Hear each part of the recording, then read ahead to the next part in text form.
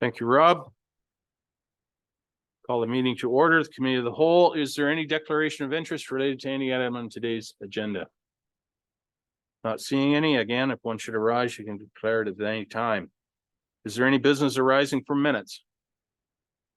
Nope, don't see any. I don't believe we have any delegations. Determination of items requiring separate discussion from the consent agenda as presented there. Anybody wish any of those? Councillor Greg. Good morning, Warden, and through you, I'd like to speak to items, a couple items within 6D, please. So if those could be pulled. So the warden has to pay $10 or whatever. There we go. Ooh. The tour at the 14th Street was so interesting, I forgot to turn my phone off. Councillor Nielsen. Thank you, Warden. I'd like to pull 6B, please. Any others? Okay, I'd take a motion to receive the balance of the consent agenda. Councillor Patterson, Councillor Keaveney.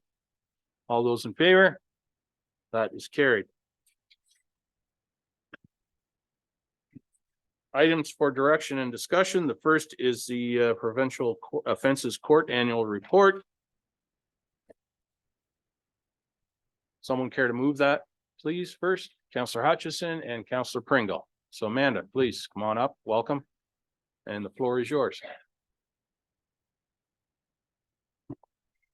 Good morning, County Council. I'm here today to give you a brief overview of how the PUA operations have gone over the last year, highlighting some of our big wins and some of our challenges we continue to deal with.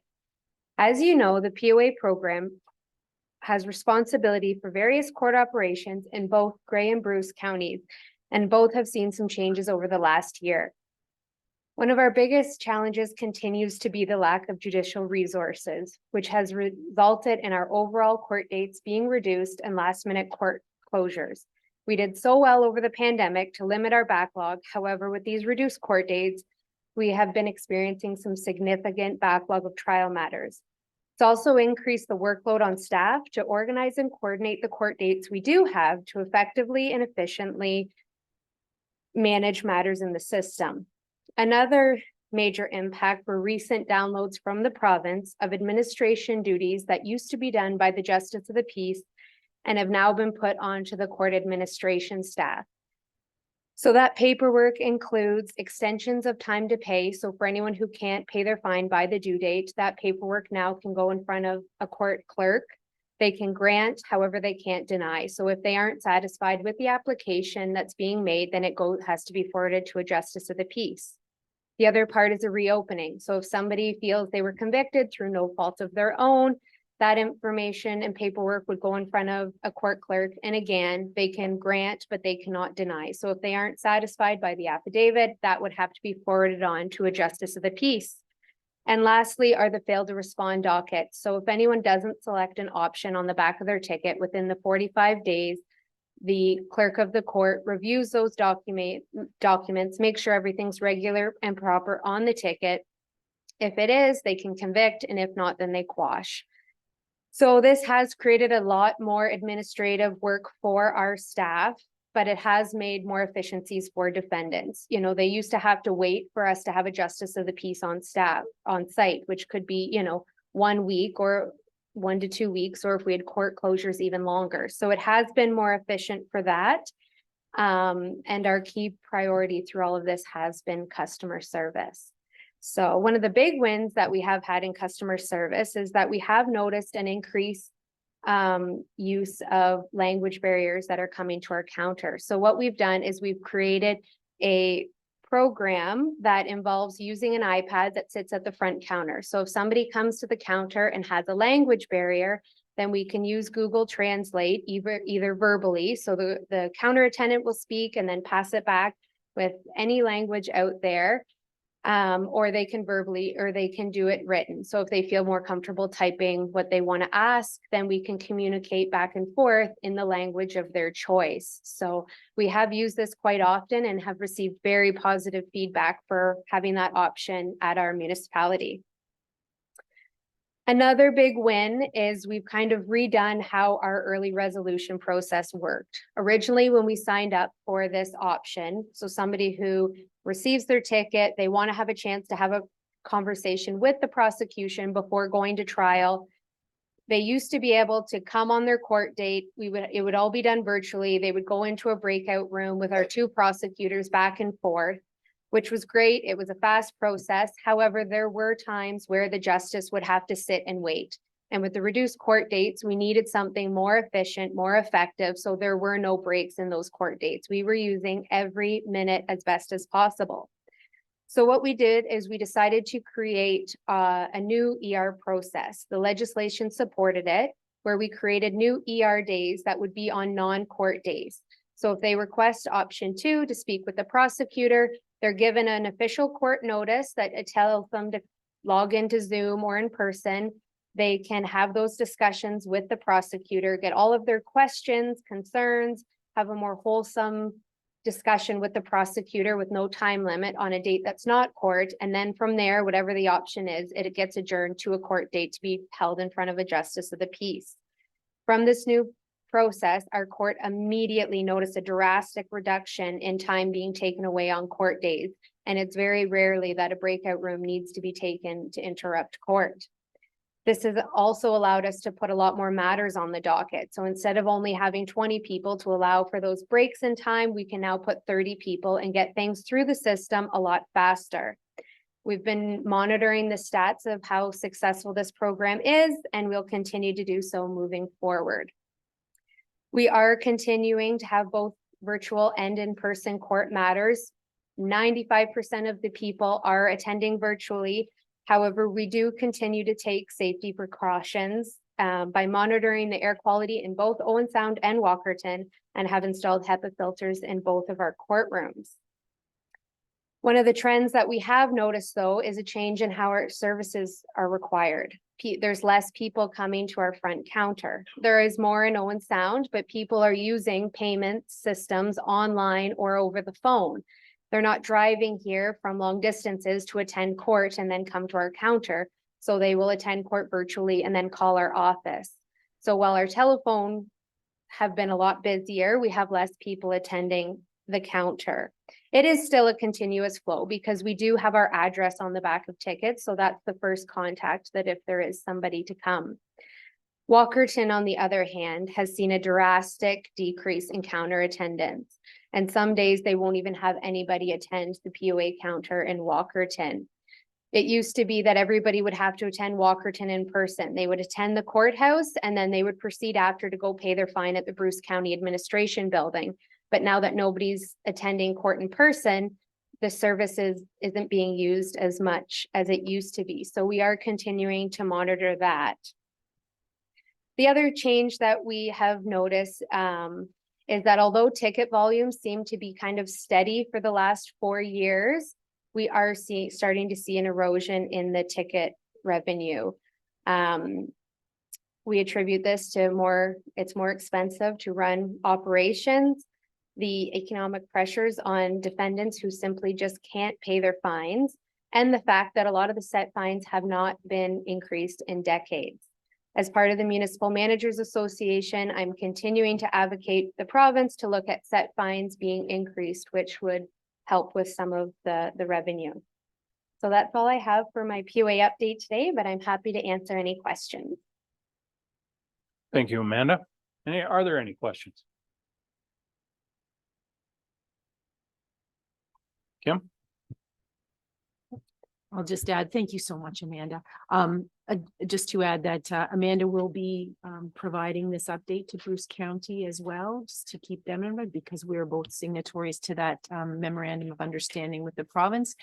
And also that when we did put forward the delegation requests for Roma, the set fines issue is one of the things that was noted there for a discussion with Solicitor General. So thanks, Amanda. Okay, that concludes our items for discussion and decisions. Did we vote on those minutes or that report? We did not. All those in favor of receiving that report, that is carried.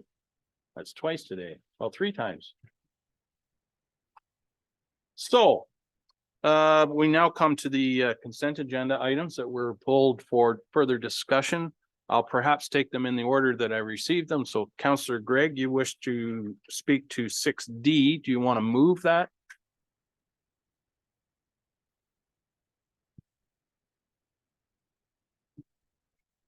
I will not be moving the motion as presented.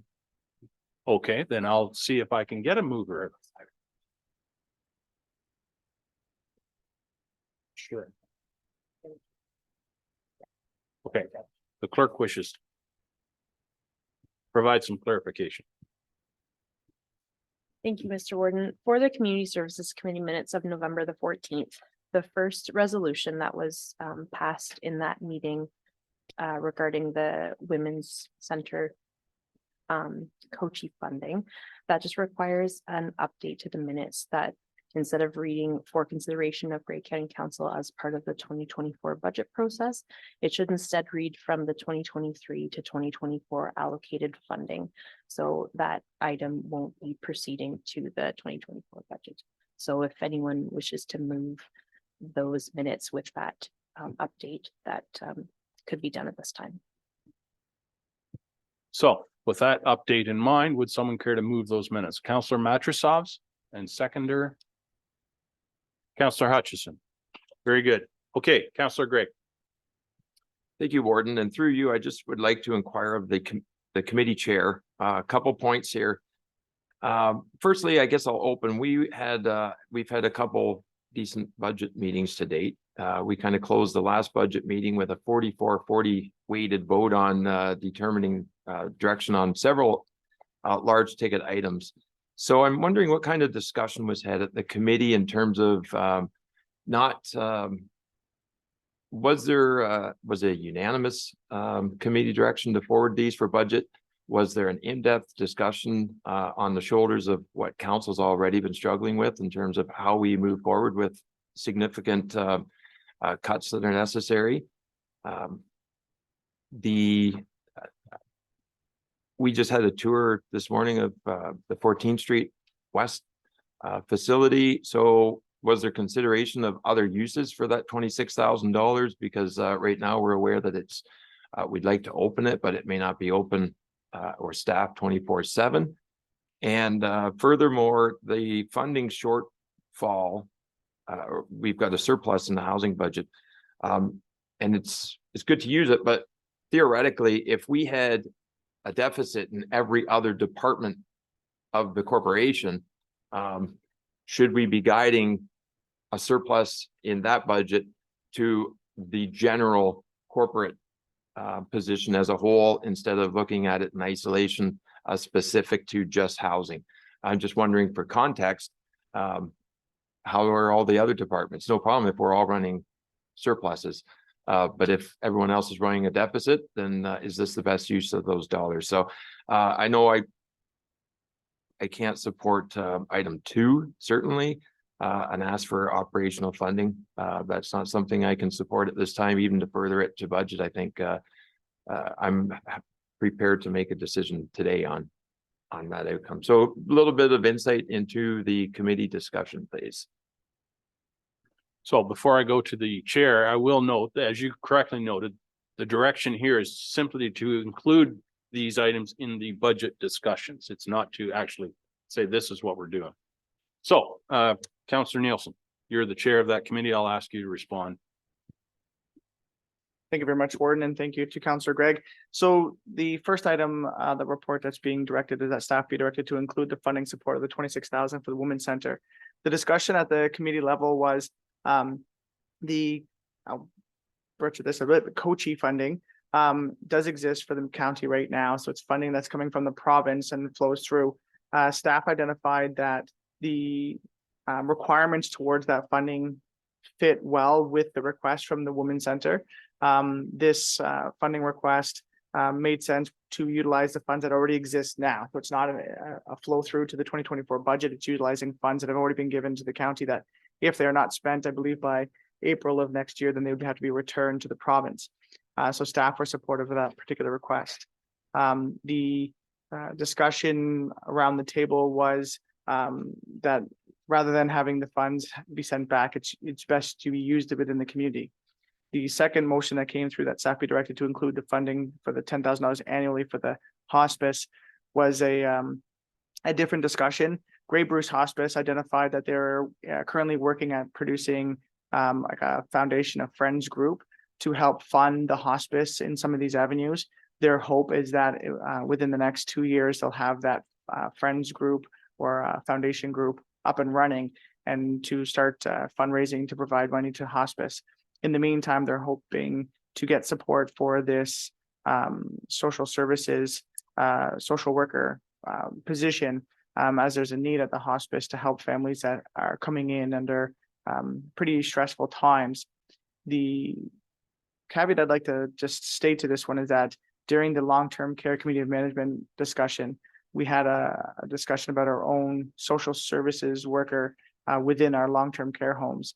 And it was a fulsome discussion at that stage as well. Ultimately, that budget wasn't touched, but it shows that the county has a need for these kind of services as well. And so it could be tough to decide if we're going to support an outside agency's request for services that the county kind of really needs internally as well. So to kind of your point about, are we funding outside operations for the same thing that we need within the county? I think your last question was more regarding surplus funds and the affordable housing and utilization of that. I think for that particular answer, I'd prefer to go to staff for a better response than I might be able to give you myself. Good answer. I'll ask Anne Marie if she wants to respond. Certainly. So with the deficit that we did have, it was from January, February, and March of this year. As we took on the short-term shelter program, we had a lot of need and not a lot of funds from the province to support the need at the time. So that's where the deficit came from. We certainly weren't going to not provide accommodations in that timeframe. When I look at our budget, so that's all part of the budget. So the short-term shelter program and our nonprofit and our own housing is all part of our housing budget. So we do have some surpluses in our not-for-profits that we could use towards and our capital that we can use towards the deficit in the short-term shelter. So in my mind, it's all one budget. We were just asked to come back to the committee to ask about how we could come up with funds to support the shortfall from January, February, March. And this is how we're proposing, is not digging into anybody else's funds or any of the department's funds, but trying to come up with that on our own. I'd just like to add to around your Coachie question. For 14th Street, we did use some Coachie funds, but because it was funded by the short-term shelter program, we couldn't stack that much funding from the province. So we did use some, but at our maximum that we could use. So there was no, these are funds that are remaining. Thank you, Anne Marie. Councillor Gregg. So just further to that, and thanks for those explanations. Was there discussion about any other internal allocations that $26,000 could have been considered for instead of just externalizing it? And was there discussion about the financials for the hospice aren't a secret either, right? Because they're you can get the audited financials. Was there questions asked about the roles that are already there alongside the current ask? Because you can see the wages and they've got a consulting line and so forth. So was there those types of discussions as well, or just quickly forwarded? Councillor Nielsen. Thank you for that through the warden to Councillor Gregg. In terms of the hospice questions, I don't believe there was fulsome discussion about what the hospice is already doing.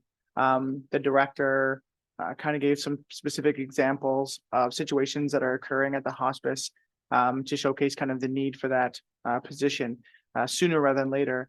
The director again kind of reaffirmed that the goal is to transition to the fundraising arm of a foundation or a friends group that can help fund this position later on, but more showcase that there's situations that arise within the hospice as families are transitioning into there under kind of extreme circumstances, and then they require some help and understand what supports exist. So how to find funding for different things that may be required, how to find aid for families that may be young families that are going through a pretty difficult time, what to do with the children and such.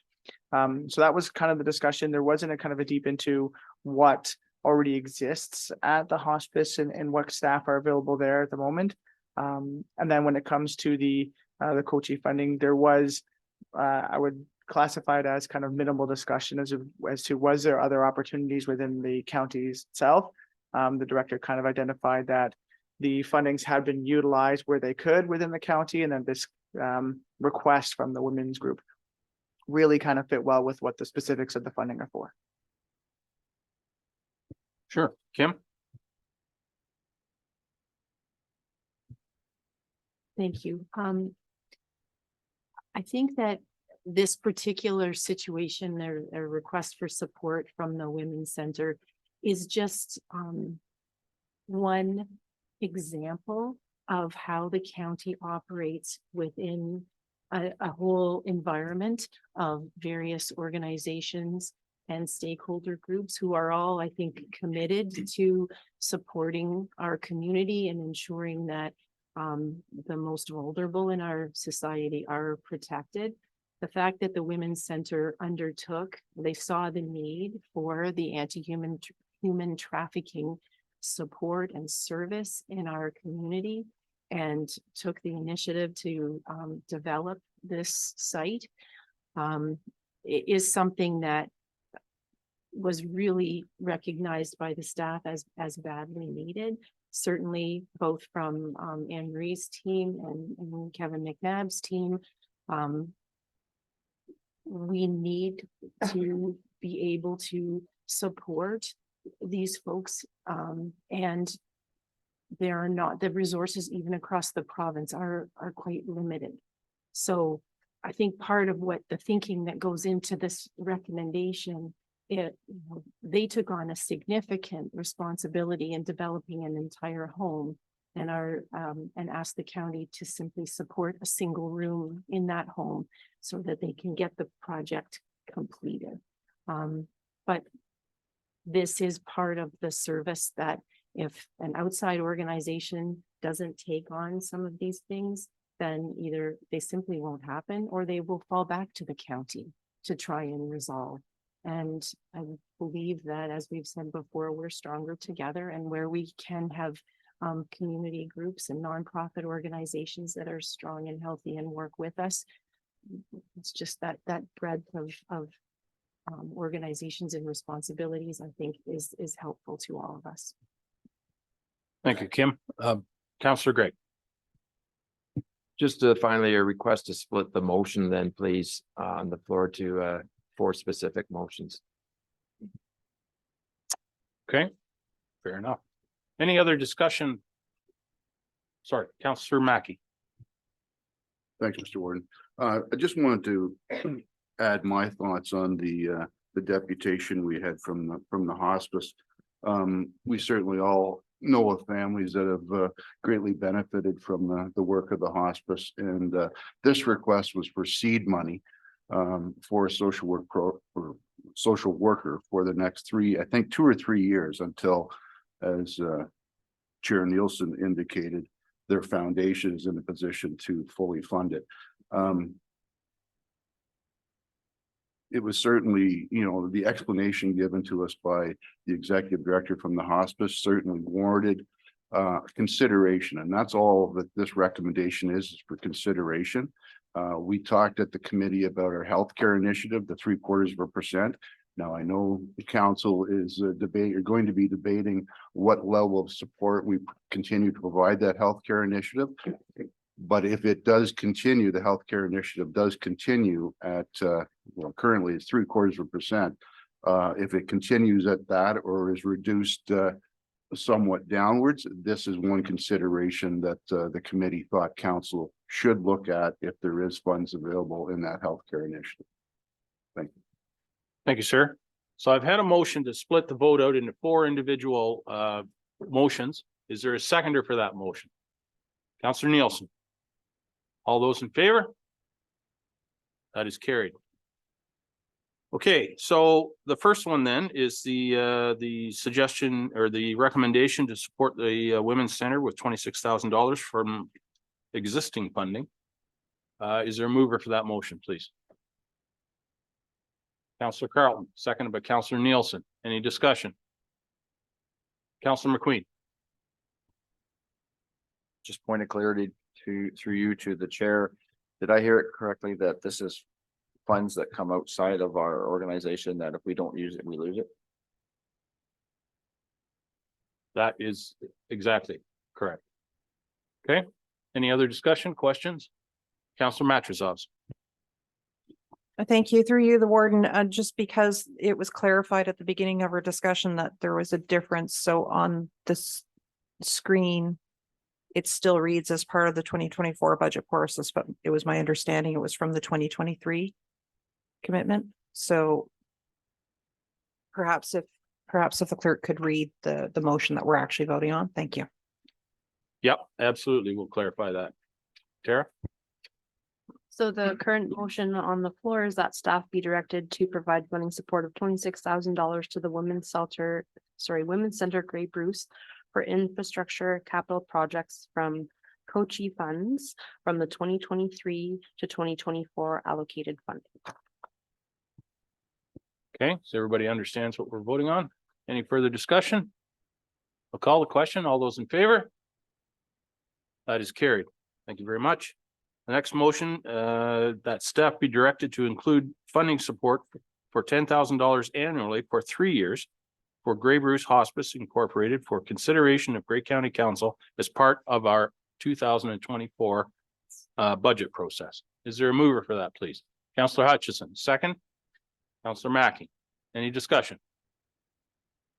I'll call the question. All those in favor? Opposed, if any? That is carried. The next is that report CSR CS 2423 regarding an overview of Grey County housing initiatives be received for information. Someone move that, please. Councillor Pringle, Councillor Nielsen, any discussion? All those in favor? That is carried.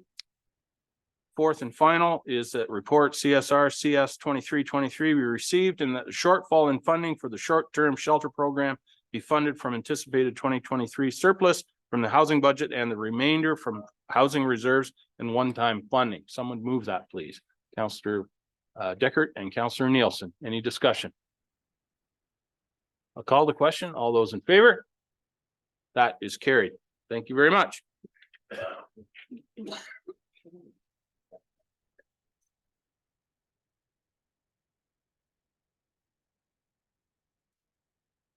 Right, we need a motion to actually approve or receive the balance of the minutes from that meeting. Councillor Hutchison and Councillor Matrosov.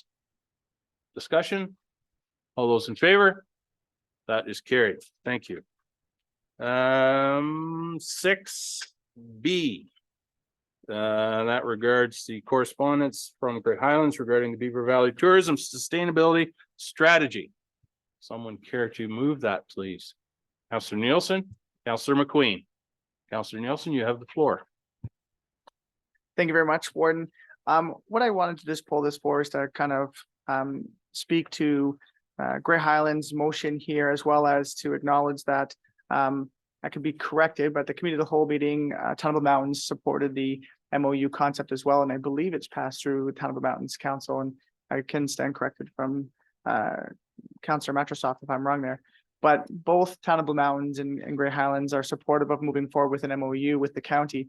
Grey Highlands Council did have a fulsome discussion about this, and one of the things when it comes to the Beaver Valley Sustainable Tourism Strategy is we need to continue that discussion with the public. And as we move forward with the MOU, Grey Highlands is hopeful that we can have the public to be able to not participate in the creation of the MOU, but be able to be there as councils of all three interested parties, Tunnable Mountains, Grey Highlands, and the county itself, discuss the MOU so that everybody is understanding moving forward.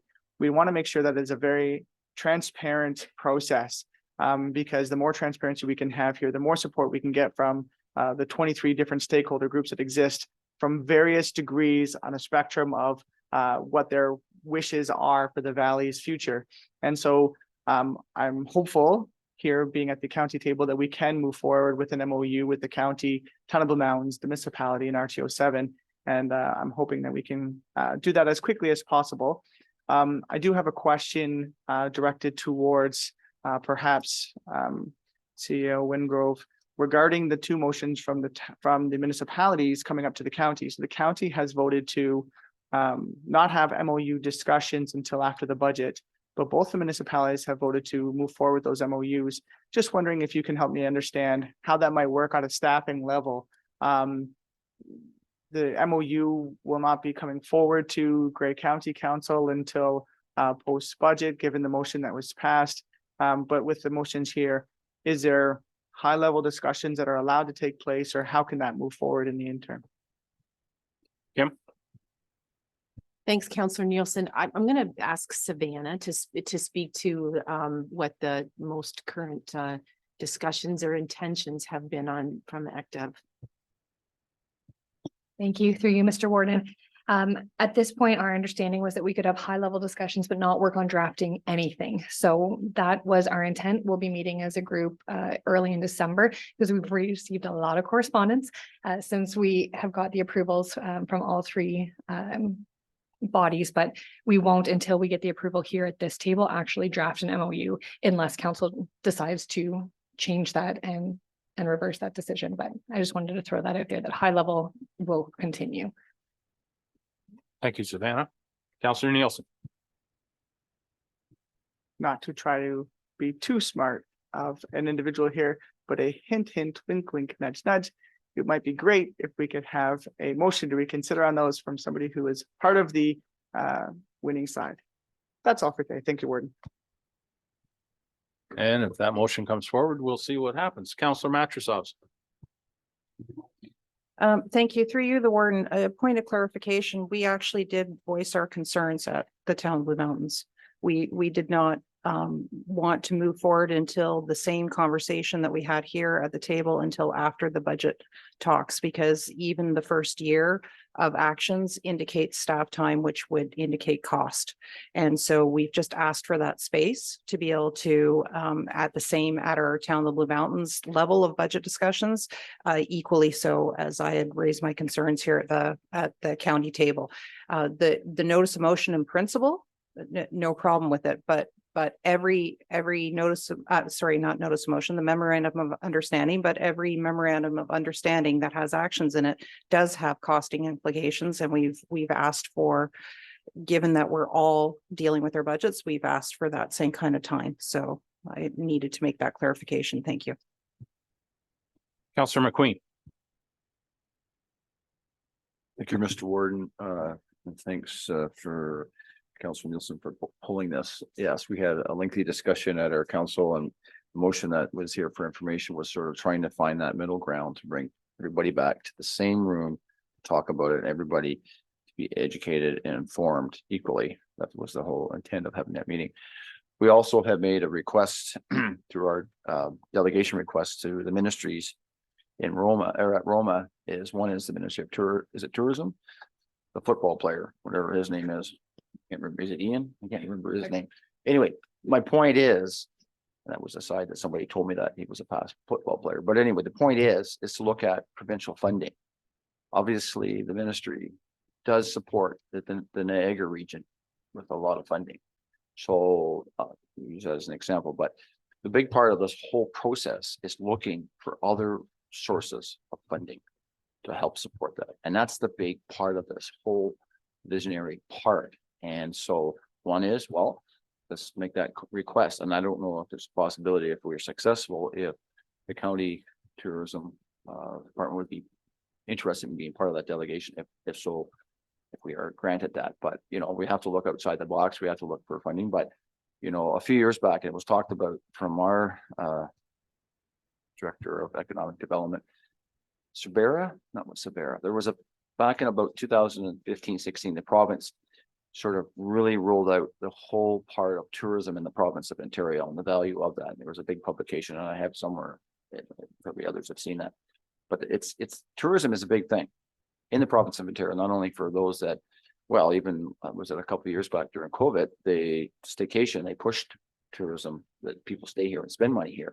So, you know, and as we know that the Blue Mountain Resort is sort of that keyhole to the world, that people do come to this area and not only look at what we have to provide in a natural setting, but also spend money. So again, I you know, think about it. I know that, you know, there was a lot of discussion around budgetary concerns, but a lot of this is about looking for outside that and how can we foster a plan moving forward. And again, one of those is delegation to the ministry. So just want to share that. Thank you, sir. So the motion on the floor is to receive the minutes of the meeting. Any further discussion? I'll call the question. All those in favor? That is carried. Thank you.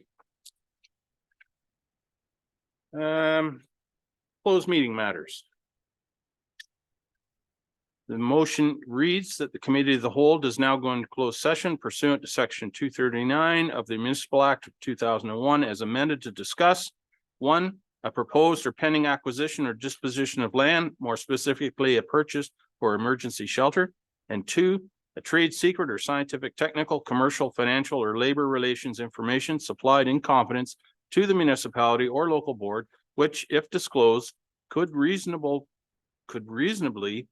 be expected to prejudice significantly the competitive position or interfere significantly with the contractual or other negotiations or a person, group, or persons or organization, specifically development charges. I don't know who writes these, but man, are you a lawyer? In any case, that is the motion to go into closed session. Is there a mover for that motion, please? Councillor Deckard and Councillor Mackey. Oh, did we want a recess? You were wondering? Well, why don't we have the motion? Can we recess when the motion's on the floor? Probably not. Yeah, we'll recess for till 10 after 11. And then we'll come back and vote to go into closed session.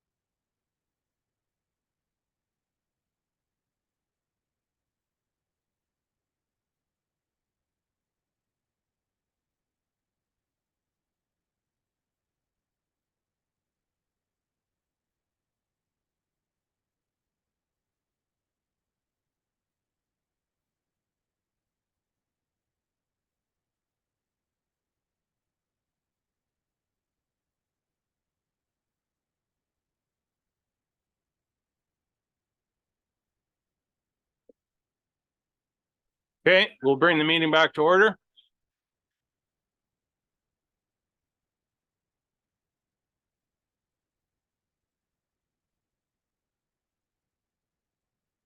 So we have the motion to go into closed session for the reasons I listed there. All in favor? That is carried. Thank you. We are now in closed session. And thank you, Rob. And as we return to open session, I can confirm that we only discussed those items which were listed on the in-camera agenda. Any other business before this council? Any notice of motion? Councillor Matrosovs.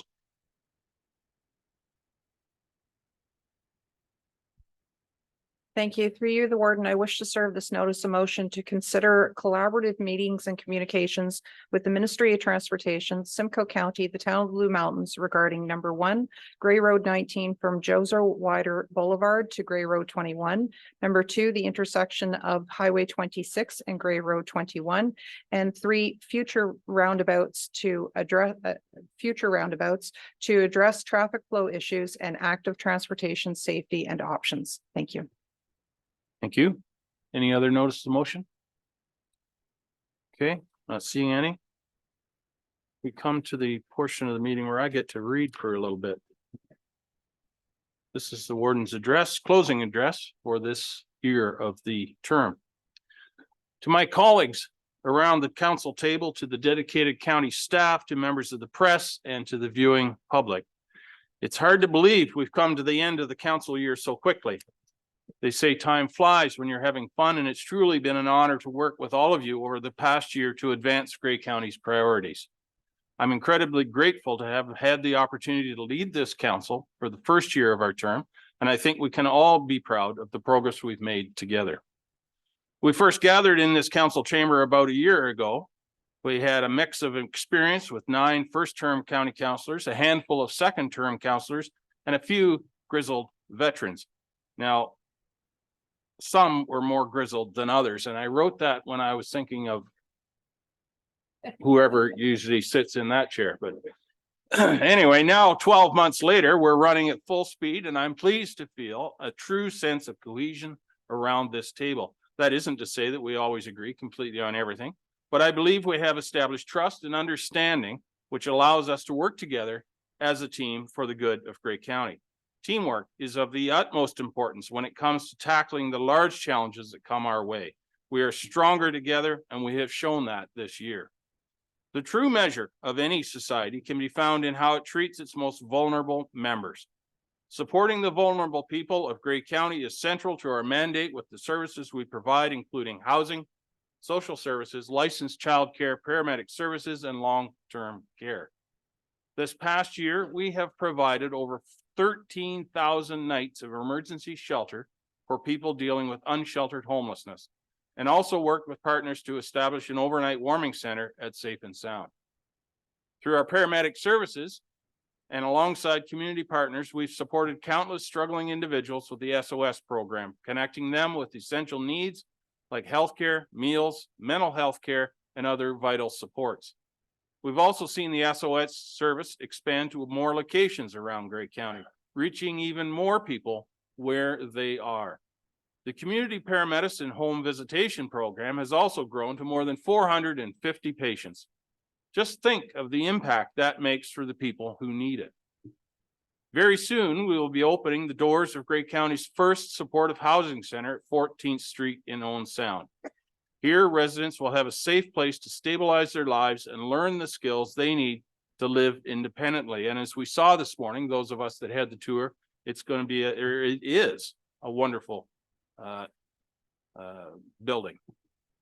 This November marked the first anniversary of the Early Learning Hub at the Sydenham campus.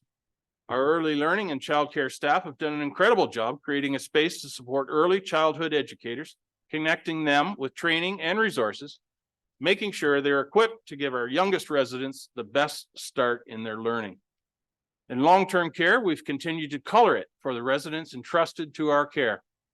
We've also made important decisions to move forward on the Rockwood Terrace redevelopment project, confirming high-quality, long-term care will continue being offered in southern Grey County for decades to come.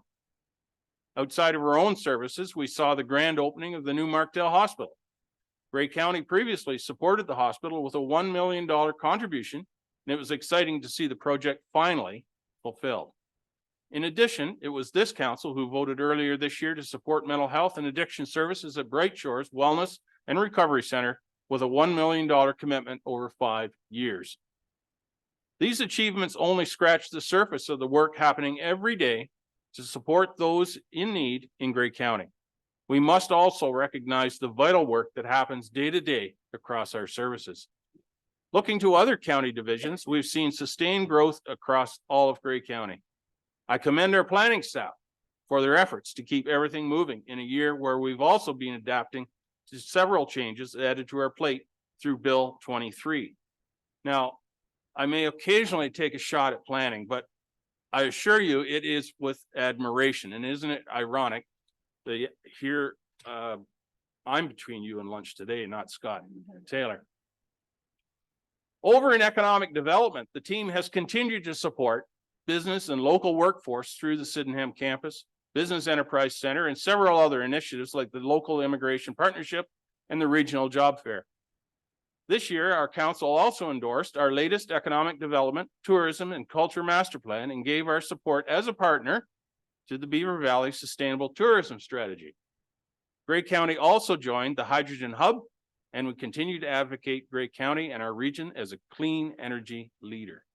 I'd also be remiss not to mention that Grey County was again recognized as one of the top 21 intelligent communities of 2023 by the Intelligent Communities Forum.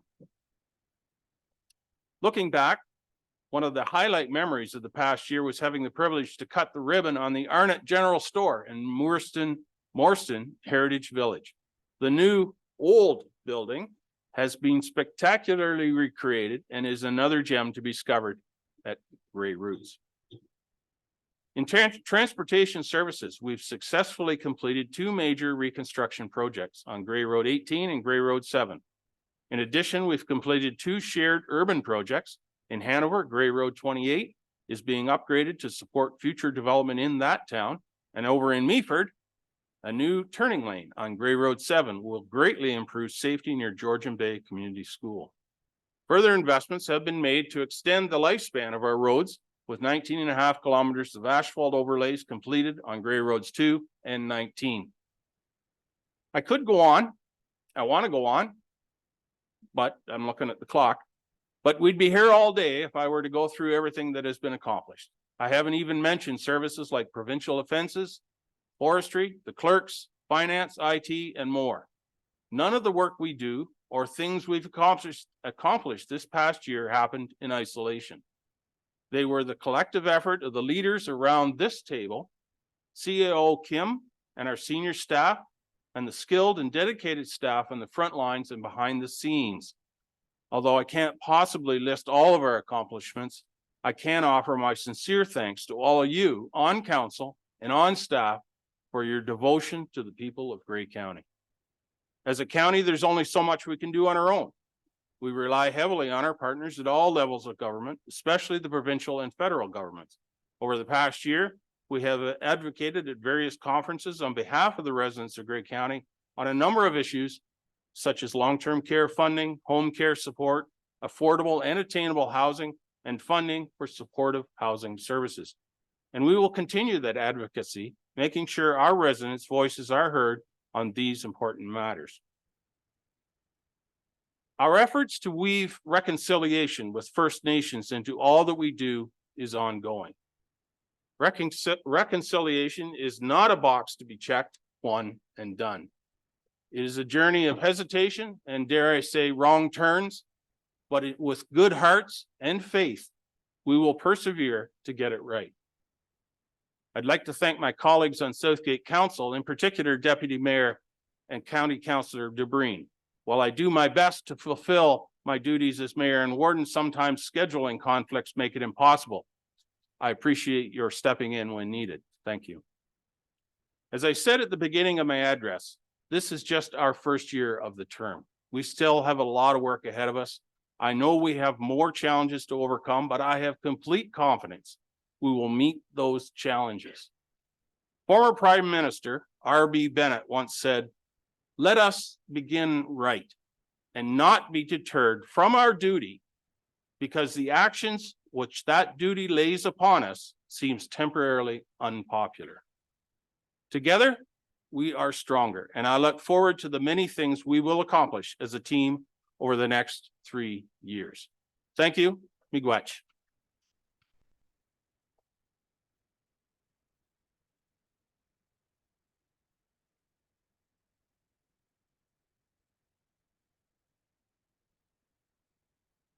Thank you very much for that.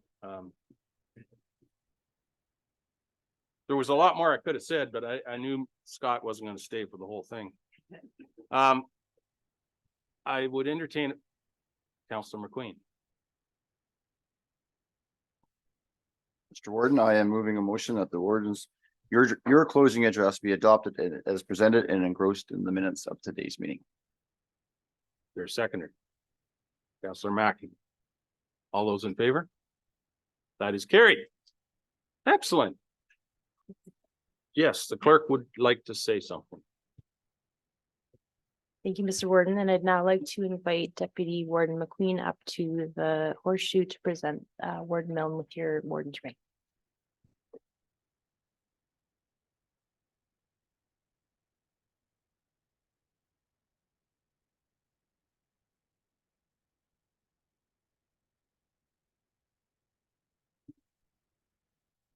So it is my pleasure, Mr. Warden, County Council, staff, viewing public, to come today to present you, Mr. Warden, Warden Milne, with a small token of appreciation for this past year's duties that you have done as warden. We've had a great year. You've done a great job.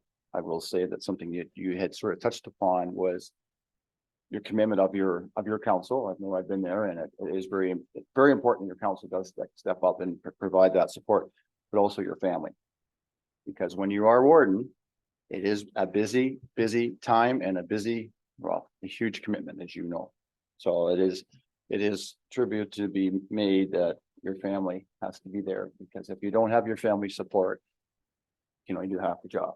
So on behalf of County Council, I present you this gift. Thanks, sir. Appreciate Hope it. you enjoy it. Thank you. I don't think it's a lot.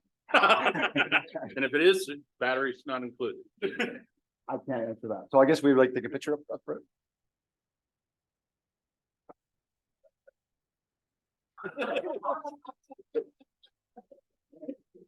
Thank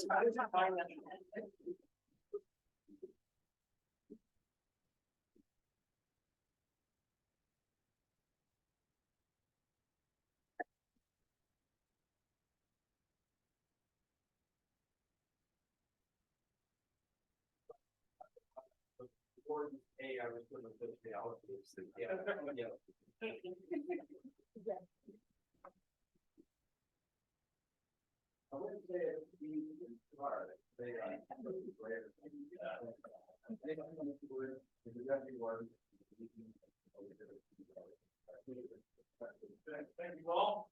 I feel appreciated. It's an honor. It really has.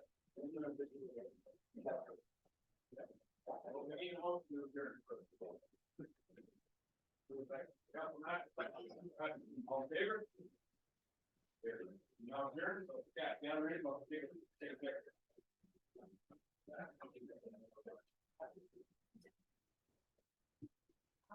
Just to confirm to the public that we have adjourned our meeting here today on November 23rd.